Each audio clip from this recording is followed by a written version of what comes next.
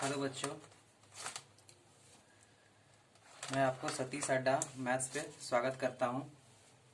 बच्चों, आज का टॉपिक मैं क्लास 10th का ट्रिगोनोमेट्रिक चैप्टर को डील करूंगा, उसको डिस्कस करूंगा।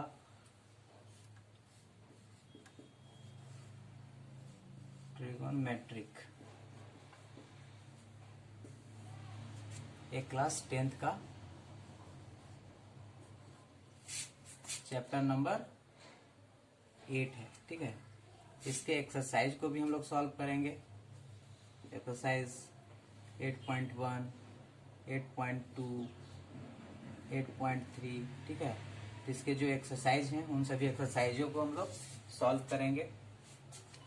लेकिन उसके पहले हम लोग क्या है, इस चैप्टर से जुड़ा हुआ जो बेसिक फंडामेंटल कंसेप्ट है और कुछ फॉर्मूलेज हैं उसको आप लोग को मैं समझाता हूँ। ठीक है, और आप लोग अच्छे से ध्यान से देखिए और समझने का प्रयास कीजिए। ठीक है, और जहां कहीं भी आपको अगर दिक्कत होता है तो कमेंट बॉक्स में कमेंट कीजिए।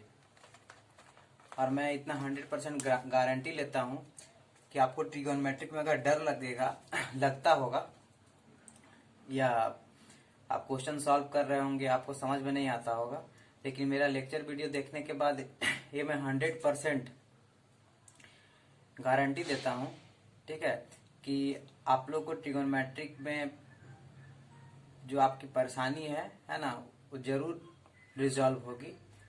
इसलिए आप लोग शुरू से अंत तक वीडियो लेक्चर को, ईच एंड एवरी लेक्चर को ध्यान से देखिए और समझिए। ठीक है, आपको इस चैप्टर के सभी फार्मूले आपके माइंड में प्रिंट हो जाएंगे।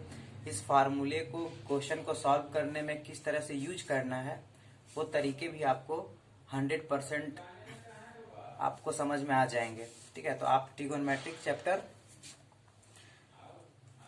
जो एनसीईआरटी बुक है ना, उसको आप ओपन कर लीजिए और उसके क्वेश्चन को मैं कुछ देर में एक्सरसाइज 8.1 को सॉल्व करूंगा।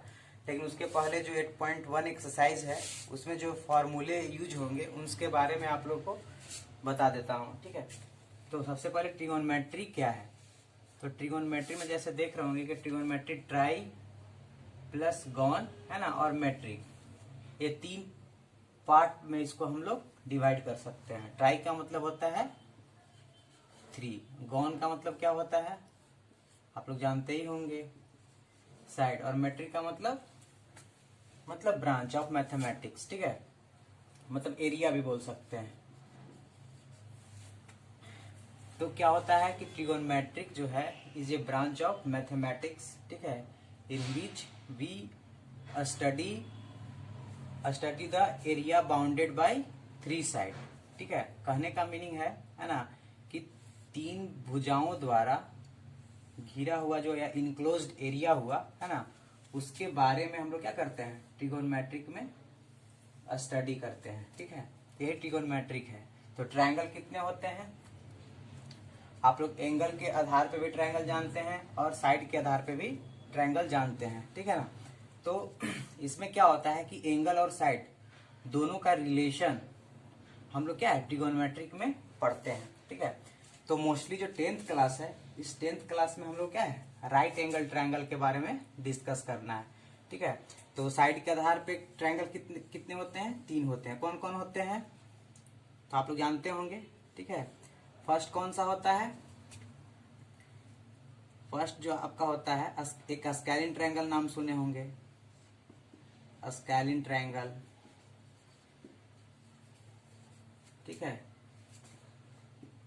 इक्विलेटरल ट्रायंगल, और क्या है एक और, आइसोलेस ट्रायंगल, आइसोसेलेस ट्रायंगल। ठीक है, आइसोसेलेस ट्रायंगल, स्पेलिंग मैच कर लीजिएगा, आइसोसेलेस ट्रायंगल। ठीक है, और एंगल के आधार पे क्या होते हैं, इसके आधार पे भी 3 ट्रायंगल होते हैं। फर्स्ट कौन होते हैं, एक एक्यूट एंगल ट्रायंगल होते हैं, दूसरा कौन होता है, राइट एंगल ट्रायंगल होता है, और थर्ड ट्रायंगल कौन सा होता है, ऑब्ट्यूज एंगल ट्रायंगल।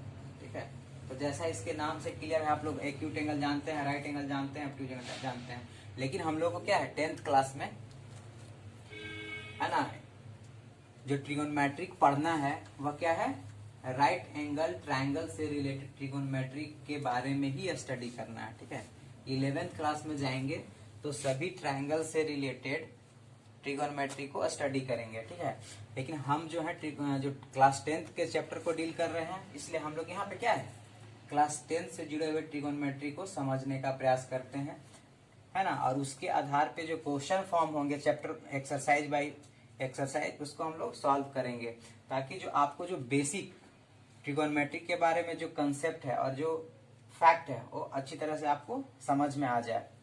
तो सबसे पहले क्या है,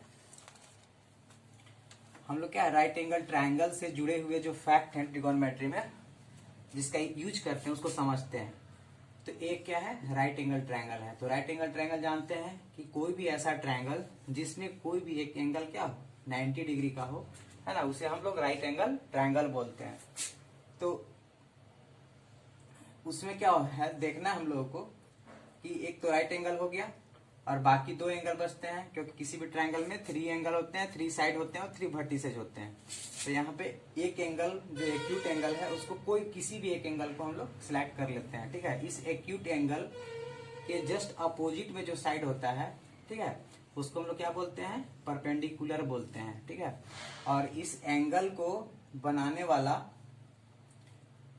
2 साइड है, तो जो छोटी साइड जिससे वो मिलकर बना हुआ है वह बेस होता है। ठीक है, और 90 के सामने जो साइड है वह क्या होता है हाइपोटेन्यूज होता है। ठीक है ना, 90 के सामने हाइपोटेन्यूज हो गया, एक्यूट एंगल के सामने परपेंडिकुलर हो गया। और इस एंगल को बनाने के लिए हाइपोटेन्यूज के अलावा एक और जो साइड बचा है ना, रिमेनिंग साइड कौन हो गया बेस हो गया। ठीक है, तो एक क्या हमारे हैं राइट एंगल ट्रायंगल में एक अगर कोई भी एक्यूट एंगल दिया हो, अगर एंगल सी एक्यूट मान लिया एक्यूट है, ठीक है, इसके आधार पे अगर पी बी और एच फाइंड करना है, मतलब परपेंडिकुलर बेस और हाइट। पी मतलब क्या है परपेंडिकुलर, आप लोग ध्यान से देखिएगा, क्योंकि अभी आप लोग ध्यान से देखिएगा तभी आपको समझ में आए कि मैं क्या लिखा। ठीक है, बाद में आप लोग समझने का प्रयास कीजिएगा तो दिक्कत होगा, मतलब लेक्चर के ड्यूरेशन में ही आप लोग समझने का प्रयास कीजिए। और बी क्या है बेस है, और एच क्या है हाइपोटेन्यूज है, हाइपोटेन्यूज। ठीक है ना, तो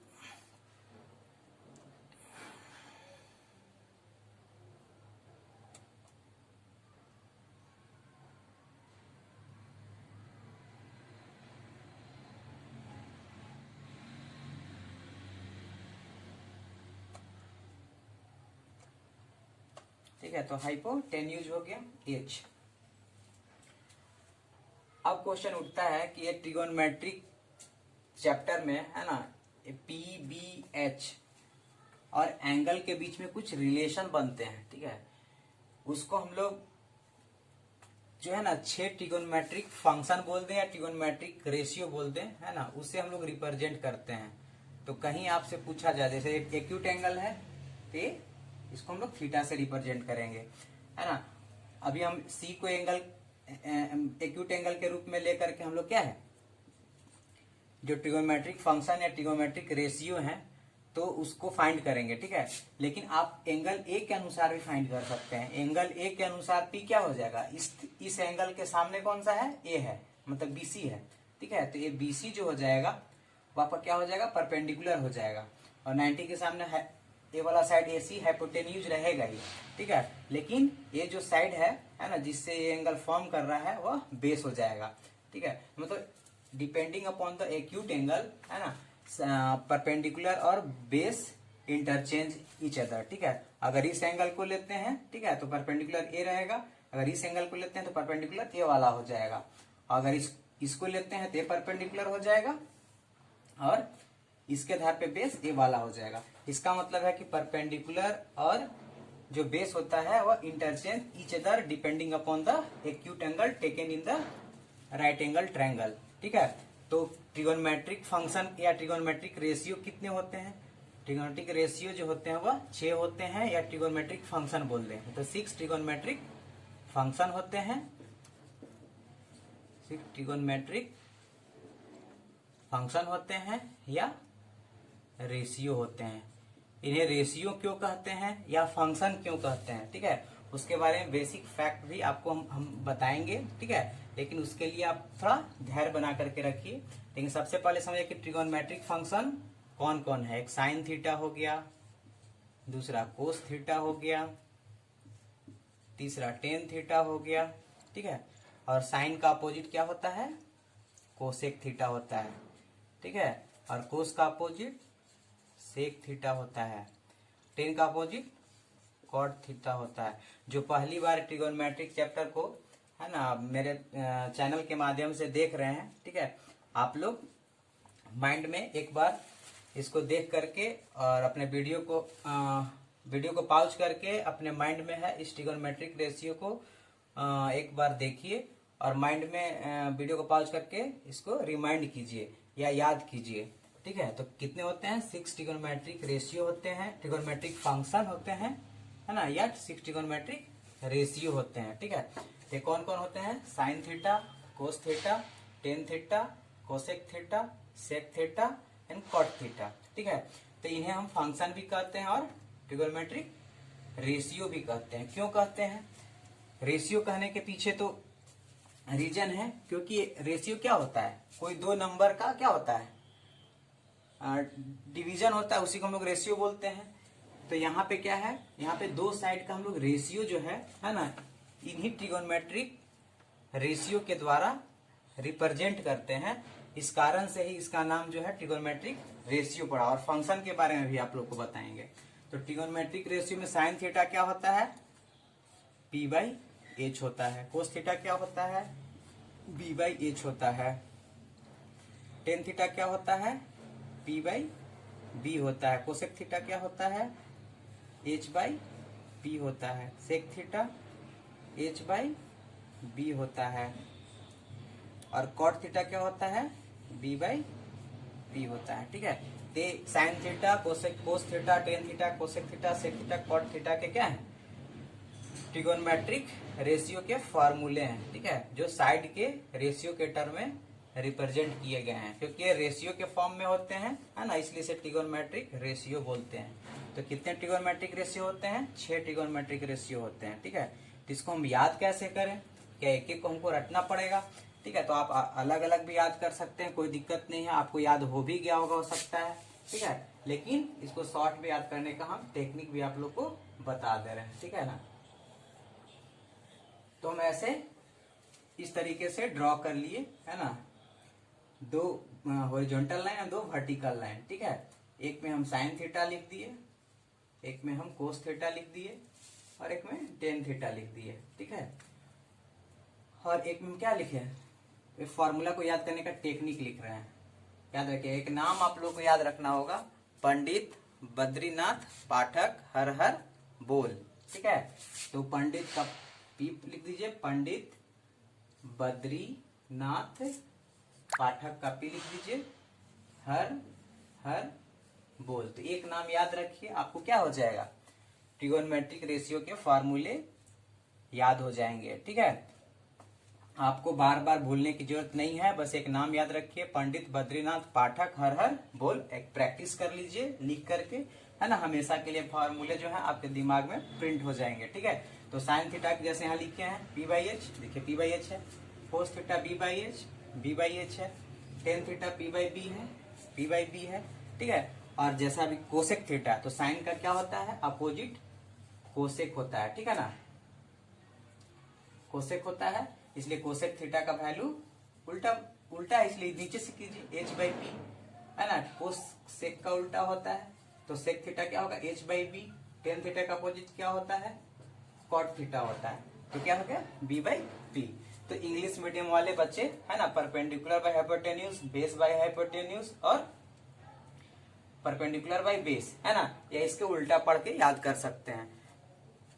स्टार्टिंग में क्या होता है ना, आपको लिखकर प्रैक्टिस करना होगा, लेकिन डे बाय डे जैसे आप क्वेश्चन को सॉल्व करते जाएंगे ना, इसको लिखने की जरूरत नहीं होगी, लेकिन कभी आपको कभी कंफ्यूजन अगर हो जाए तो इसको लिख करके आप वेरीफाई कर सकते हैं, ताकि आपका क्वेश्चन गलत ना हो। ठीक है, लेकिन अगर हिंदी मीडियम के बच्चे होंगे तो इसको कैसे याद करेंगे, तो उनके लिए हम क्या है, उनके लिए भी ट्रिक बता देते हैं। हिंदी में इसको क्या बोल, परपेंडिकुलर को लंब बोलते हैं लोग। ठीक है, बी को क्या बोलते हैं, आधार बोलते हैं, और इसको हम लोग इसको कर्ण बोला जाता है। ठीक है, तो इसको कैसे याद करें, तो उन लोग के लिए भी क्या है, एक चीज याद रखना है। ठीक है, लाल बटे काका, लाल LAL, काका KKA। ठीक है ना, तो यहाँ पे देखिए sine theta, cos theta, tan theta, और यहाँ क्या हो जाएगा उसका opposite, cosec theta, sec theta और कॉट थीटा। ठीक है, तो साइन थीटा क्या होता है, लंब बटा कर्ण, कोस थीटा आधार बटा कर्ण, टेन थीटा लंब बटा आधार, वही है परपेंडिकुलर, उसी को लंब बोलते हैं, हाइपोटेन्यूज को कर्ण बोलते हैं। लंब बटा कर्ण, आधार बटा कर्ण और लंब बटा आधार। कोसेक थीटा का वैल्यू उल्टा है साइन थीटा को होगा, तो कर्ण बटा लंब, सेक थीटा का कर्ण बटा आधार और कॉट थीटा का आधार बटा लंब।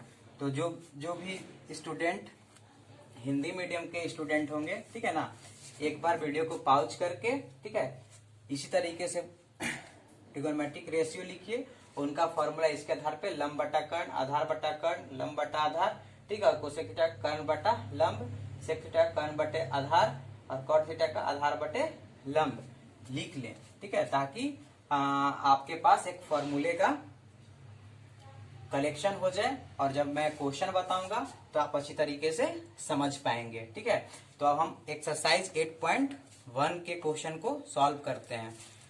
इसी तरीके से आने वाले जो एक्सरसाइजेज हैं, है ना, उस चैप्टर के क्वेश्चन को सॉल्व करने से पहले उस चैप्टर में जो फॉर्मूले यूज होंगे उसको मैं समझा दूंगा, और उसी के आधार पे क्वेश्चन को आप लोग को समझाएंगे, जिससे आपको क्या है उस चैप्टर के क्वेश्चन को किस तरीके सॉल्व करें, क्वेश्चन में कहाँ पे कौन सा फॉर्मूला यूज होगा, है ना, उसके बारे में आप लोग अच्छी तरीके से एक अंडरस्टैंडिंग विकसित कर लेंगे और क्वेश्चन अच्छी तरह से सॉल्व करने में सक्षम होंगे।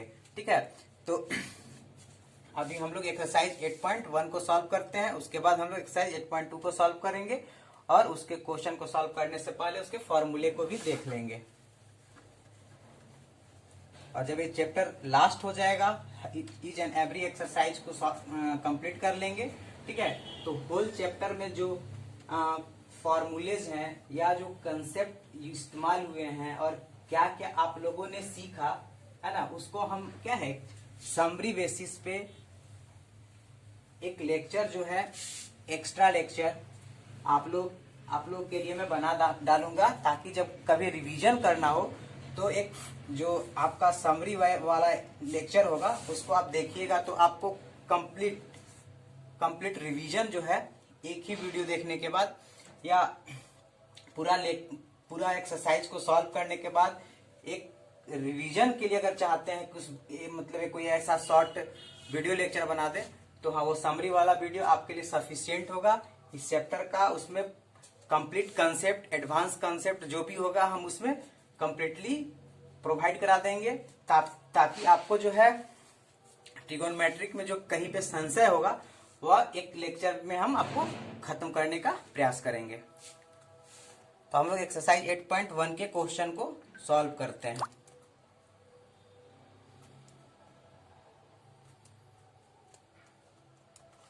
ठीक है, तो आप लोग राइट एंगल ट्रायंगल के बारे में समझ गए होंगे, जिसमें एक एंगल क्या हो, राइट एंगल हो। तो राइट एंगल से जुड़ा हुआ एक थ्योरम भी होता है ना, उसको भी जानना चाहिए। ठीक है, क्या होता है, जैसे ये थीटा लिए, ठीक है ना, तो P हो गया, ये B हो गया और ये H हो गया। ठीक है, तो जो राइट एंगल ट्रायंगल से जुड़ा हुआ थ्योरम है वो क्या है, उसको हम लोग पाइथागोरस थ्योरम बोलते हैं। क्या बोलते हैं, पाइथागोरस थ्योरम। एक मैथमेटिशियन थे जिन्होंने एक थ्योरम दिया था कि किसी भी राइट एंगल ट्रायंगल में क्या होता है कि जो सबसे ग्रेटेस्ट साइड होता है, मतलब यहाँ पे ग्रेटेस्ट साइड कौन है, हाइपोटेन्यूज के स्क्वायर जो है अन्य जो बचे हुए दो साइड्स हैं उनके स्क्वायर के सम के इक्वल होता है, मतलब परपेंडिकुलर का स्क्वायर प्लस बी का स्क्वायर, ठीक है ना। तो इस फॉर्मूले का यूज क्या है, हम लोग कहीं पे भी अगर दो दिया हुआ रहेगा तो तीसरे को फाइंड करने के लिए हम लोग एक्सरसाइज 8.1 में इस फॉर्मूले का यूज करेंगे, ठीक है। तो हम लोग क्या है, क्वेश्चन नंबर एक्सरसाइज 8.1 के क्वेश्चन को सॉल्व करते हैं। आप लोग भी एनसीईआरटी बुक के क्वेश्चन नंबर 1 को, एक्सरसाइज 8.1 के क्वेश्चन नंबर 1 को देखिए, ठीक है, और उसको समझिए, ठीक है। उसमें क्या बोल रहा है कि ट्रायंगल एबीसी, ठीक है। तो यहाँ पे एक ट्रायंगल दिया हुआ है, एक्सरसाइज 8.1, इसमें क्या है, triangle ABC right angle at B, A B है, इस पे राइट एंगल है ए बी सी। तो अब क्या होगा, बचा हुआ इन ऑर्डर में क्या कर दीजिए आप, ए बी सी, ठीक है, रिप्रेजेंट कर दीजिए। इसमें ए बी 24 सेंटीमीटर दिया है, ए बी कितना है 24, बी सी कितना है 7 सेंटीमीटर, ठीक है। डिटरमाइन द साइन ए। तो क्वेश्चन नंबर 1 का सब क्वेश्चन में पूछा जा रहा है कि साइन ए का वैल्यू फाइंड कीजिए और कोस ए का वैल्यू फाइंड करना है, ठीक है ना। इसका मतलब है कि एक के बारे में पूछ रहा है, इसका मतलब ए को एक्यूट एंगल मान लिया है, ठीक है। तो ए के अनुसार क्या हो जाएगा, जस्ट अपोजिट में जो है वो परपेंडिकुलर हो जाएगा, पी का वैल्यू हो गया, ठीक है, और 90 के सामने एच हो गया, और जो जिससे एंगल बन रहा है वह बेस हो गया, ठीक है। तो साइन ए का वैल्यू फाइंड करना है। तो यहाँ पे तो दो ही साइड दिए हुए हैं, ए बी का वैल्यू दिया हुआ है और बी सी का एक नहीं दिया हुआ है।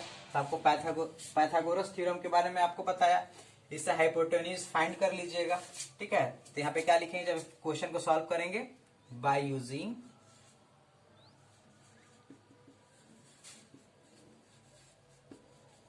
पाइथागोरस थ्योरम, ठीक है। आप लोग स्पेलिंग मैच कर लीजिएगा, ठीक है, उसके अनुसार क्वेश्चन में सॉल्व कीजिएगा। आपको एक मैं जो तरीका है उसको सब सॉल्व करके समझा दे रहा हूं, ठीक है। तो क्वेश्चन साइन ए है, लेकिन सबसे पहले हम लोग क्या हाइपोटेन्यूज को फाइंड करना है। पाइथागोरस थ्योरम से एच स्क्वायर इक्वल टू क्या होगा, P square plus B square. तो पी का वैल्यू क्या है, पी का वैल्यू 7 है, 7 का स्क्वायर प्लस 24 का स्क्वायर क्या आएगा, 49 प्लस 24 का कितना होता है 576, ठीक है। तो एच का वैल्यू कितना, इसको सम अप करेंगे तो 9 6 15 1 कैरी 7 1 8 8 और 4 12 का 2 1 कैरी 5 1 6 625, ठीक है। तो स्क्वायर हटा तो इधर अंडर रूट आ जाएगा। तो 625 का कितना होता है 25 स्क्वायर रूट होता है, ठीक है ना। तो इसका तो 2 होगा प्लस और माइनस, है ना, लेकिन हम लोग क्या है प्लस वाले एक को लेंगे, क्यों, क्योंकि साइड कभी भी निगेटिव नहीं होता है, दैट्स वाई एच जो है पॉजिटिव 25 सेंटीमीटर होगा, ठीक है। तो ये भी हम लोग हमारा फाइंड आउट हो गया, ठीक है ना। तो अब साइन ए के बारे में, तो साइन ए को सॉल्व करना है। तो साइन का फॉर्मूला क्या होता है, आप लोग को बताया था, पंडित बद्रीनाथ पाठक हर हर बोल, ठीक है। तो क्या होगा उसके अनुसार पी बाई एच होगा, ये आप लोग याद भी हो गया होगा। तो पी का वैल्यू क्या है, यहाँ पे एक साइन ए के अनुसार कह रहा है, इसके सामने क्या है बीसी है, तो ऐसे लिखिए बीसी बाई क्या है हाइपोटेन्यूज एसी, ठीक है ना। तो बीसी का वैल्यू क्या हो गया, यहाँ पे बीसी का वैल्यू 7 है, 7 बाई एसी का वैल्यू क्या है 25 है, 25। तो साइन ए का वैल्यू 25 हो गया, ठीक है। अब इसी तरह से है ना सिमिलरली लिख दीजिए कोस ए इक्वल टू, एंगल तो वही है बी बाई एच फॉर्मूला होता है। तो बी का वैल्यू क्या है ए बी बाई ए सी। तो ए बी का वैल्यू कितना है, ए बी का वैल्यू 24 है, तो 24/25 ए बी इसका आंसर हो गया, ठीक है। इस तरीके से जो क्वेश्चन नंबर 1 है ना वो सॉल्व हो गया। तो आप लोग जो है क्वेश्चन नंबर 1 का सब क्वेश्चन सेकंड साइन सी और कोसी फाइंड कर लीजिएगा, इसी तरीके से वो सॉल्व होगा, ठीक है ना। अब हम लोग नेक्स्ट क्वेश्चन की ओर बढ़ते हैं, क्वेश्चन नंबर 2।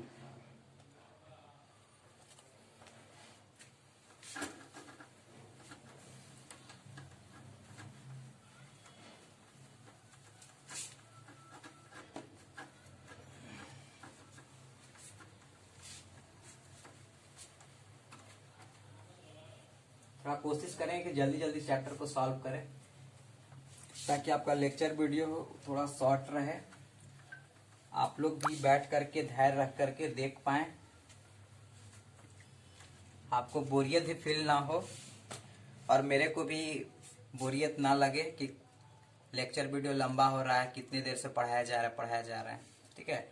तो सेकेंड क्वेश्चन बोलता है, इसमें एक फिगर दिया हुआ है, ऐसे तो आप लोग सॉल्व कर ही लीजिएगा क्योंकि आपको ट्रिगोनोमेट्रिक रेशियो का जो फार्मूला है वो बता दिया हूं मैं,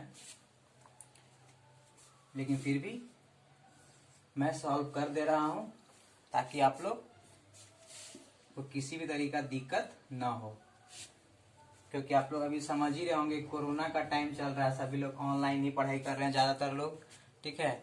और कहीं अगर कोचिंग ट्यूशन भी जा रहे होंगे तो सही तरीके से टाइम नहीं दे पा रहे होंगे, ठीक है, या फिर क्लास कर भी रहे होंगे लेकिन ट्रिगोनोमेट्रिक में डर भी तो लगता है लोगों को। तो उस आधार पे मैं लेक्चर वीडियो बना दे रहा हूं ताकि किसी को भी किसी तरीका कोई परेशानी ना हो, या वो कहीं क्लास करते हो या नहीं करते हो, ठीक है। लेकिन अगर आप इस लेक्चर को देख रहे हैं तो ध्यान से देखिए, आपको अच्छी तरीके से समझ में आ जाएगा, कभी भी आपको ट्रिगोनोमेट्रिक से डर नहीं लगेगा। तो क्या है इसमें है, फाइंड करना है सेकेंड क्वेश्चन में 10p minus cot R, question number 2। तो देखिए यहाँ पे p है ना, यहाँ r है, तो सबसे पहले इसका वैल्यू फाइंड करना हम लोग को, ठीक है। तो इस पूरे का वैल्यू फाइंड करने से पहले 10p का वैल्यू फाइंड कर लेंगे, कॉट आर का वैल्यू फाइंड कर लेंगे, लेकिन p एक अलग एंगल है, इसके अनुसार परपेंडिकुलर और बेस अलग होगा और r के अनुसार परपेंडिकुलर और बेस अलग होगा। जो फाइंड करना समझ चुके होंगे कि p के अनुसार परपेंडिकुलर कौन होगा, इसके सामने है, तो p के लिए QR होगा परपेंडिकुलर और बेस कौन सा होगा, PQ हो जाएगा। लेकिन R के लिए परपेंडिकुलर कौन होगा, परपेंडिकुलर R के सामने 12 होगा और R के सामने 12 होगा परपेंडिकुलर, ये तो हाइपोटेन्यूज हो गया, ये परपेंडिकुलर, तो आपका क्या बचा जो है इस एंगल को फॉर्म कर रहा है वो बेस हो जाएगा, ठीक है। तो आप समझ चुके होंगे P के अनुसार परपेंडिकुलर कौन होगा, बेस कौन होगा, R के अनुसार परपेंडिकुलर कौन होगा, बेस कौन होगा, ठीक है। तो अब हम देख रहे हैं कि 12 है 13 है, लेकिन एक साइड नहीं गिवन है, तो क्या करेंगे, सबसे पहले क्या है, बाय यूजिंग सेम टेक्निक, ठीक है, बाय यूजिंग बगल में फिगर ड्रॉ कर दीजिए, ठीक है, गिवन लिखने की जरूरत नहीं पड़ेगा। अगर गिवन नहीं लिख रहे हैं, अगर गिवन लिख रहे हैं तो फिगर ड्रॉ करने की जरूरत नहीं है, लेकिन अगर दोनों कर दीजिएगा तो और बेटर रहेगा, है ना। लेकिन ट्रिगोनोमेट्रिक सॉल्व करें या ज्योमेट्री सॉल्व के क्वेश्चन को सॉल्व करें, फिगर मस्ट है। फिगर अगर आप ड्रॉ कर लेते हैं तो आपके लिए क्वेश्चन सॉल्व करना इजी हो जाता है, इसलिए ईच एंड एवरी क्वेश्चन के लिए क्या है, कोशिश कीजिए कि फिगर को ड्रॉ करना ही करना है, ठीक है, क्योंकि उसको अगर ड्रॉ कर लीजिएगा तो आपका कंसेप्ट डेफिनेटली क्लियर हो जाएगा, किसी भी क्वेश्चन में आप नहीं फंसिएगा, ठीक है। इसलिए फिगर ड्रॉ करने का हैबिट क्रिएट कीजिए by using Pythagoras theorem, Pythagoras, ठीक है। तो लैंग्वेज आप लोग बदल सकते हैं, और आप लोग लैंग्वेज तो लिखने आप लोग को आता ही है, लेकिन हाँ इसी आधार पे आप जो भी लैंग्वेज लिखना है लिख सकते हैं, टेक्निक आप लोग को मैं बता दे रहा हूं, ठीक है। अब क्या है यहाँ पे, इस पे हम लोग क्या है, एक QR है, ए PQ है, ए PR है, तो पाइथागोरस थ्योरम में क्या होता है, जो बड़े साइड है मतलब PR है, तो PR का जो होल स्क्वायर है, अन्य दो साइड PQ और QR है, तो PQ का होल स्क्वायर प्लस QR का होल स्क्वायर हो गया। तो PR क्या है, PR 13 सेंटीमीटर है, 13 का स्क्वायर, PQ क्या है 12 का स्क्वायर है, और क्यू आर तो फाइंड करना है, ठीक है ना। तो Q R square equal to 12 को इधर ले लाते हैं, 13 का स्क्वायर माइनस 12 का स्क्वायर। इक्वेशन को सॉल्व करने तो आप लोग बखूबी अच्छी तरीके से जानते हैं, क्योंकि ये तो पिछले ही क्लास में आप लोग पढ़ चुके हैं। तो क्या है क्यू आर का स्क्वायर, तो क्यू आर का square equal to, a formula भी है, ए का स्क्वायर माइनस बी का स्क्वायर से भी सॉल्व करते हैं, A plus B into A minus B, या दूसरा टेक्निक भी दूसरा तरीका भी हो सकता है। 13 का स्क्वायर 169 होता है और 12 का स्क्वायर 144 होता है। सब्ट्रैक्ट करने पे कितना आएगा 25। तो क्यू आर का होल स्क्वायर इक्वल टू 25। और याद रखिए ईच एंड एवरी स्टेप के बाद है ना इम्प्लाई का साइन जरूर देना है, ताकि ये बताते, इम्प्लाई क्या बताता है कि जिसके पहले जो इक्वेशन था वही सेम इक्वेशन इसके बाद भी लिखा गया है, ठीक है। इसलिए इम्प्लाई का साइन देना बहुत ही जरूरी है। आप अगर इम्प्लाई का साइन देना भूल रहे हैं तो अपनी हैबिट को सुधारिए, ठीक है। √25 इक्वल टू 5 सेंटीमीटर, ठीक है ना। तो अब मेरा क्यूआर हो गया, ठीक है। तो देखिए स्पेस कम है इसलिए इसको हम क्या है इरेज करेंगे, ठीक है। इसलिए आप लोग इसका स्क्रीनशॉट ले लीजिए, ठीक है, ताकि हम आगे क्वेश्चन को सॉल्व करें।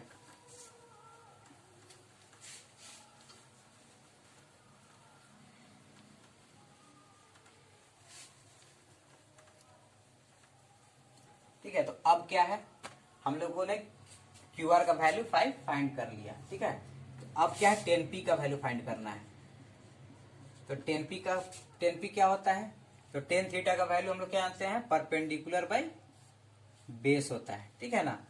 ठीक है, अगर मान लिया आपको अच्छी तरीके से याद नहीं, कंफ्यूज कर रहे हैं, तो ड्रॉ कर लीजिए ना, पंडित बद्रीनाथ पाठक हर हर वो रफ में तो हम लोग कर ही सकते हैं ना।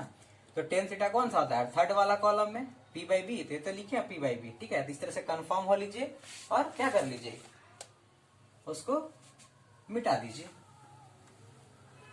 ठीक है। और ऐसे आप लोग रफ में कर सकते हैं, मिटाने की जरूरत ही नहीं पड़ेगी। तो p/b हो गया। तो p क्या है, p के अनुसार, तो p के अनुसार p क्या है, QR होगा, तो यहाँ QR लिख देंगे, ठीक है। मतलब फिगर देखिए, क्योंकि फिगर ड्रॉ किए हुए रहेंगे तो आपको क्या है p कैसे फाइंड करना है, एंगल के आधार पर नहीं फाइंड कर लीजिएगा, ठीक है। b कैसे फाइंड करना है, एंगल को देख के उसके आधार पर फाइंड कर लीजिएगा। तो p के अनुसार b कौन सा होगा 12, मतलब PQ, ठीक है। तो QR का वैल्यू क्या है 5 और PQ का वैल्यू 12, तो 5/12 हो गया। इस तरीके से हम लोग कॉट R के लिए भी करेंगे। तो R के अनुसार P क्या हो जाएगा इसके सामने, तो R का कॉट का पहले फॉर्मूला क्या होता है, B/P होता है, कॉट का अपोजिट होता है, ठीक है ना। तो यहाँ इस R के लिए B कौन सा होगा, R के लिए B RA है, इसके लिए B QR होगा, QR बाई है ना, P है तो P का वैल्यू क्या R के लिए PQ होगा, QR बाई PQ। तो QR का वैल्यू कितना है 5 है और PQ का वैल्यू कितना है 12 है, ठीक है ना। तो 10p भी हो गया, cot R भी हो गया, और इसका वैल्यू फाइंड करना है तो आप लोग फाइंड कर सकते हैं। तो इसी के नीचे है ना, इसका स्क्रीनशॉट ले लीजिए, या इस इधर वाले पार्ट को हम लोग अब क्या कर सकते हैं, मिटा सकते हैं, क्योंकि अब फिगर की भी जरूरत नहीं है। तो अब क्या है 10p माइनस cot R, तो लिखिए अब now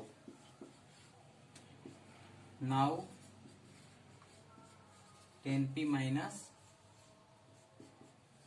cot R equal to 10p क्या है आपका 5/12 माइनस cot R क्या है 5/12 भी है, ठीक है। इसी तरीके से इसका क्या हो गया, कैंसिल आउट हो गया, मतलब 0 आंसर हो गया, ठीक है ना। तो इस तरह से क्वेश्चन नंबर 2 भी हो गया। और थर्ड क्वेश्चन भी आप लोग देखिए, if sin A equal to 3/4 है, calculate cos A and tan A। यहाँ भी एक ट्रिगोनोमेट्रिक रेशियो दिया हुआ है ना। तो इसको उसके लिए क्या एक फिगर ड्रॉ कीजिएगा। जैसे यहाँ पे थर्ड क्वेश्चन को मैं समझा दे रहा हूँ, ईच एंड एवरी क्वेश्चन को समझा दे रहा हूँ, ठीक है। और उसको ईच एंड एवरी स्टेप को मैं नहीं बता रहा हूँ, लेकिन क्वेश्चन को मैं समझा दे रहा हूं ताकि आप लोग समझ जाएं और क्वेश्चन को ट्राई करें। और उसके बाद भी नहीं बनता है तो कमेंट बॉक्स में कमेंट करें, ठीक है। उस क्वेश्चन को मैं अगले वीडियो में सॉल्व करके समझा दूंगा। तो ये थर्ड क्वेश्चन बोल रहा है, थर्ड क्वेश्चन में कह रहा है कि sine A equal to 3/4, sine A equal to 3/4 है, ठीक है। तो साइन थीटा का क्या होता है, p/h होता है। तो इसके अनुसार क्या है, p और h तो पता है, b नहीं पता है, ठीक है। तो एक फिगर ड्रॉ कर लीजिए, ठीक है ना। तो मान लीजिए a यहाँ पे है, b कर लीजिए और c कर लीजिए। साइन ए है, एक्यूट एंगल a हो गया, तो p का वैल्यू क्या है, 3 हो गया a के अनुसार परपेंडिकुलर आउट। और ये क्या है, तुम आपका h है, तो h का वैल्यू क्या हो जाएगा, 4, ठीक है। तो सबसे बड़ा साइड जो एंगल 90 के सामने होगा 4, तो तो 3/4 हो गया। तो अब क्या करना है, बेस निकाल देना है। तो बेस निकाल लीजिए। तो बाय यूजिंग क्या है, पैथागोरस थ्योरम से, वही लिखना है आपको। बाय यूजिंग पैथागोरस थ्योरम से we find the B square equal to क्या हो जाएगा, h का स्क्वायर, h² माइनस ये p² हो जाएगा, ठीक है। क्योंकि B square plus p² equal to h² होता है। तो b² निकालने के लिए मतलब जो छोटा वैल्यू, मतलब p और b क्या होता है, h से छोटा होता है ना, h से छोटा होता है। इसका मतलब समझिए कि जब b निकालना है ना, तो h² में p² माइनस होगा। और अगर p निकालना है ना, तो h² में b² माइनस होगा। आप लोग समझ गए होंगे। तो इसलिए ऐसा आप लोग ये मत सोचिएगा कि सर जो है डायरेक्ट b² का फॉर्मूला लिख दिए, इसको भी रटना होगा, कोई जरूरी नहीं है। सिर्फ आपको याद है कि p² plus b² equal to h² पता है ना। तो अदर फॉर्मूला b² का और p² को आपको याद हो जाएगा, कुछ नहीं करना है। बस समझिए कि p और b छोटा होता है, तो अगर p निकालना है तो b² को माइनस कर दीजिए, अगर b निकालना है तो p² को माइनस कर दीजिए, ठीक है। तो फॉर्मूला याद हो गया, समझने का फेर है। समझ गए तो आपको क्या है, फॉर्मूला को रटना नहीं है, सॉल्व हो जाएंगे क्वेश्चन ऐसे ही। इसी तरीके से b² फाइंड कर सकते हैं, क्या है, 4 का स्क्वायर माइनस 3 का स्क्वायर, तो 16 माइनस 9 कितना आएगा, 7 आएगा। तो b² इक्वल टू क्या हो जाएगा, 7। तो b इक्वल टू √7। तो b का वैल्यू फाइंड हो गया। अब इसी तरीके से आगे जो क्वेश्चन है पूछा जा रहा है उसको आप सॉल्व कर सकते हैं। पूछा है कोस से 10 है, तो बस उसका क्या है, फॉर्मूला पुट कीजिए, उसका जो पार्टिकुलर वैल्यू है ना, उसको पुट कीजिए, सॉल्व हो जाएंगे क्वेश्चन। तो 3 भी हो गया। इस तरीके से क्वेश्चन नंबर 4 को भी हम सॉल्व करके बता रहे हैं।